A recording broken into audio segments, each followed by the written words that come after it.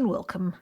Welcome to the Field of Streams, where I, your host Janine McRae, bring you the tiny thoughts that stream from my brain and present them to you as though they're a sliver of ancient celestial starlight dancing upon the dark surface of a remote alpine lake that with each gentle lap of its crystalline waves against the shore whispers not just your name, but the password to a lockbox in a Swiss bank that holds a transcript showing exactly what Bill Murray's character said to Scarlett Johansson's character at the end of Lost in Translation.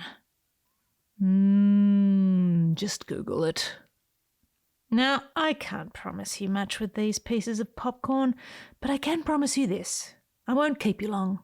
And if I could just gently remind you to like, follow and share, because each time you do, a writer gets their wings.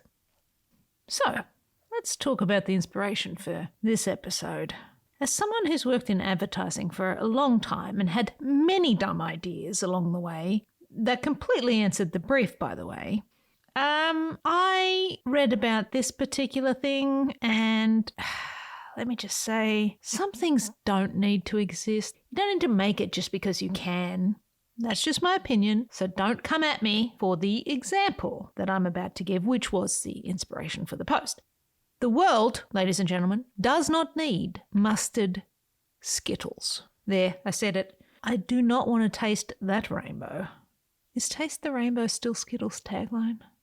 Doesn't matter. Just know that I riff on Taste the Rainbow quite a bit in this episode. So how was I first alerted to the existence of this candy condiment? Well, the site Boing Boing had a post about it, and it got me thinking about gimmicks in general and craving attention and how we all crave attention with the things that we make. And that was enough for me to write an entire post about it.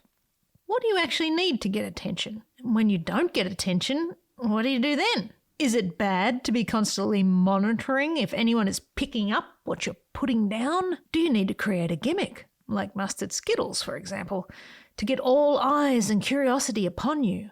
How do you achieve creative longevity when all the numbers, the analytics, the comments, the likes, or lack of them, are telling you to please stop? This is me talking about creative longevity. And people, you only need two things for that. Listen in and you'll find out what those two things are. Because if I told you right now, you could just turn this off. You know, this is how I'm getting your attention. Basic premise, you don't need to turn yourself into a mustard-flavoured Skittle to stay relevant. So now, without any further slipping about on this mustard surface, here is the post, The Secret to Creative Longevity, Taste the Remainbow. You need two things to remain creative. Two things. Those two things are stuffed with the nightgowns and carry-ons of many other things. Great things, awful things, scary things, magnificent things. But you need to possess the first two to activate all the other things within. And you want to activate them all, even the bad-sounding ones, because the bad-sounding ones make you better. They fortify the two main things. They make the two main things, the essential things, impervious to the outside forces of evil. Powerful. Two things. The two things you need for creative longevity are persistence and purpose. You do not need a gimmick. You do not need to debase yourself with a flavour not your own just to get attention. You do not need to layer another brand's colour atop your sweet and innocent shell. Don't turn yourself into Mustard Skittles for anyone. Persistence and purpose. Two things. Persistence is the water of you, wearing at the rock of the world. Purpose is the colour of that water. This is how you taste the remainbow. There are many, many particles of existence floating within the delicate mist of this spectrum, formed by both persistence and purpose bands. This flag of creativity spreads from your beginning to your end, from your first touch to your last note. All the wavelengths of light held within your remainbow reflect magic upon the walls of your elegant brain. No gaps, no breaks, no cracks in the plaster, just a steady continuum of go and do and want, spilling across the floor, sharp and clear through the unfrosted glass. Persistence and purpose. persistence, and purpose. Through these windows of imagination, the colours are streaming like a thronging crowd into the arena before your concert begins. This window, this view, put your tongue to this glass painbow to lick at the potential of your own self, yourself. Technicolor, alive, enough to make you say, ah. Feel the texture of persistence roughing up the surface. Relish the flavours of your purpose. Taste the remainbow, the smoothness of love, the cold steel of rejection, the continuous and relentless fear of failure, the bitter pills and sour receptions, the sweet victories and the savoury meats of unsolicited compliments. Feel and taste all the inspirations available at this prismatic buffet and stack them on the plate of your mind. You are a hungry ghost. You have a hungry heart. Lick and chew and feel the texture of these creative ingredients offered in your life, throughout your life, and upon your life. Deghost with it. Fill your body with the sustenance of purpose and satiate your torment with all the colours and flavours of the world. Add them to your remainbow recipe. Persistence takes time and preparation and instigation, layer upon layer upon layer. The ingredients that go into it collect and swarm to metabolize as courage.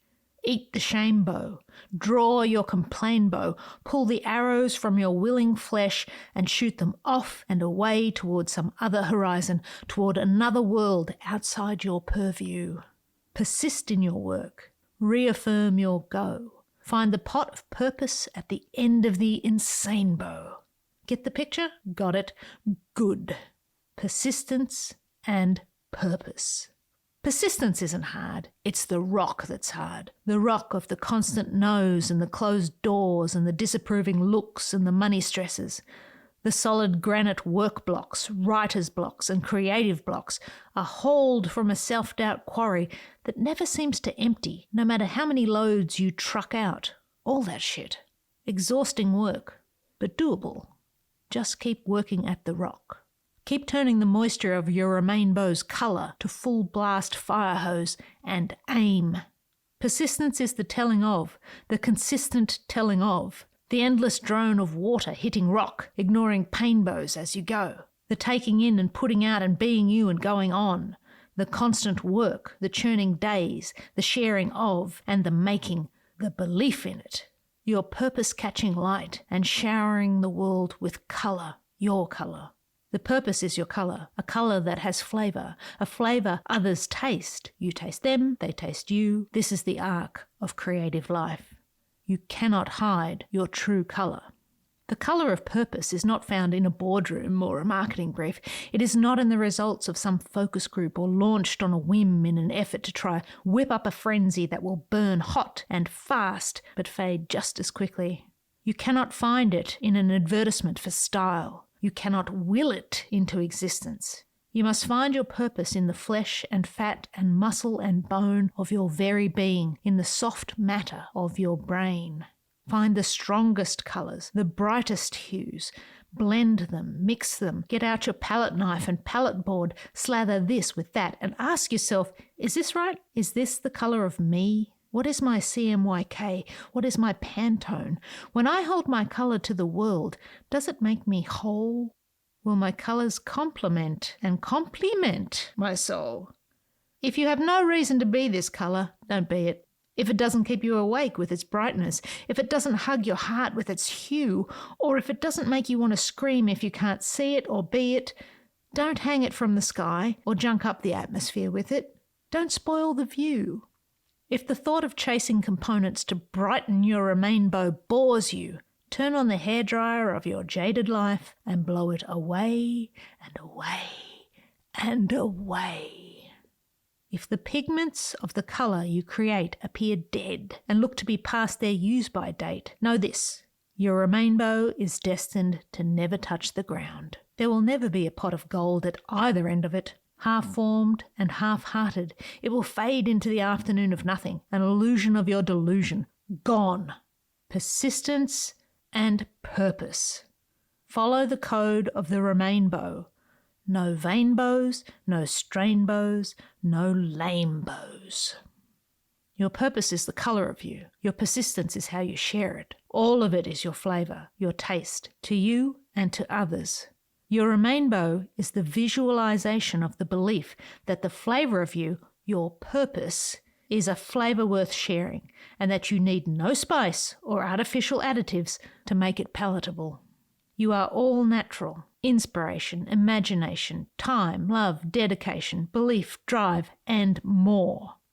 You are all within all within the double rainbow, persistence and purpose. Pew pew! You need 2 things to remain creative. You need 3 to be successful. The 3 things you need to be successful are persistence and purpose, and luck. Then, and only then, perhaps, maybe, who knows, you will have a slim chance to taste the most exotic bow of all, the gain bow. And there you have it, today's episode. I hope you'll come back for more. These little missives are designed to inspire creative folk to get out there and make something of their own. If nothing else, to look for rainbows. If you enjoyed this episode, please follow the podcast so that you never miss one. Sign up to read my writing at janinemccrae.substack.com. And for now, gosh, I'll just leave you with this. Love what you love, and I'll see you out there making stuff.